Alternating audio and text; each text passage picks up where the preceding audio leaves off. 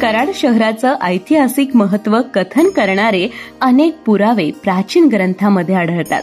कमला लक्ष्मीचं निवासस्थान म्हणून पुराणात कराडचा उल्लेख आहे.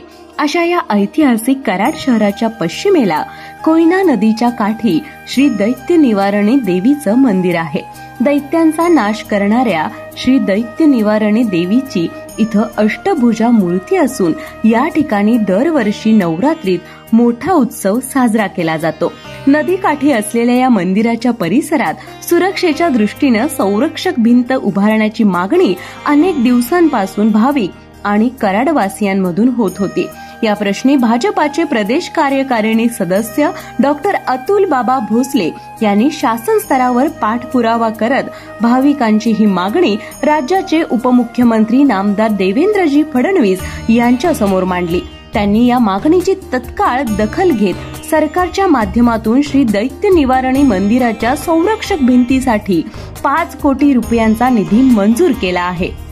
मंदिराच्या संरक्षणाच्या दृष्टीनं हा निर्णय महत्वपूर्ण असा स्वरूपाचा आहे. कराडच्या ऐतिहासिक श्री दैत्य निवारणी मंदिराच्या संरक्षक भिंतीसाठी शासनाच्या माध्यमातून भरघोस निधी प्राप्त झाल्यानं आता मंदिराची सुरक्षितता जपण्यास मदत होणार आहे.